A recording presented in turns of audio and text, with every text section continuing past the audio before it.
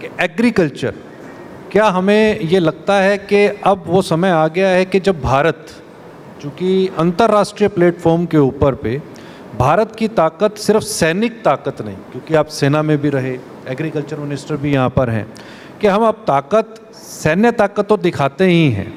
उसके साथ साथ में हम अपनी एग्रीकल्चर क्षमताएं और एग्री ताकत को भी विश्व भर को दिखाएं, जिससे विश्व भर की नज़रें जो हैं वो भारत की तरफ आएँ और यहाँ का प्रोड्यूस जो $100 अरब का हमारा लक्ष्य है 2030 तक का, उसको पूरा करने में कामयाबी मिले। देखिए, कभी भी किसी देश की ताकत को एक चीज़ से नहीं आंका जाता, वो पूरा का पूरा एक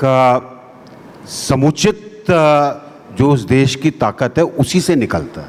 उसके अंदर एग्रीकल्चर भी शामिल है, उसमें इंडस्ट्री भी शामिल है, उसमें कल्चर भी शामिल है, उसमें सैन्य ताकत भी शामिल है, उसमें आपकी साइंस और टेक्नोलॉजी की ताकत भी शामिल है। सब चीज़ें मिलकर किसी देश को ऊपर या नीचे ले जाते हैं। इसमें कोई सेक्टर इम्पोर्टेंट हो सकता है एक दूसरे के तुलना में थोड़ा ज़्यादा, वो डिपेंड करता है कि उसकी मार्केट वैल्यू क्या है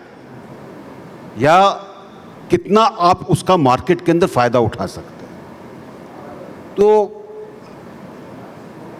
सिर्फ ये हम कहें कि जी हम एग्रीकल्चर की ताकत को बढ़ाएंगे, बल्कि अगर आप किसी इकोनॉमिस्ट से बात करें तो वो कहते हैं जी एग्रीकल्चर कम होना चाहिए, इंडस्ट्री ज़्यादा होनी चाहिए। बल्कि वो आपको कोट करेंगे कि फला देश जो कि बहुत ज़्यादा डेवलप्ड है, उसके अंदर एग्रीकल्चर के ऊपर खर्चा कम है या एग्रीकल्चर के ऊपर जोर कम है, एग्रीकल्चर के अंदर काम करने वाले लोग कम हैं, बाकी चीज़ों के अंदर ज़्यादा है, इसलिए वो देश विकसित है। तो ये आपका क्या दृष्टिकोण देश का होगा, वो आपने अपने देश की अलग अलग चीज़ों के अलग अलग सेक्टरों की ताकत को मिलाकर सोचना है,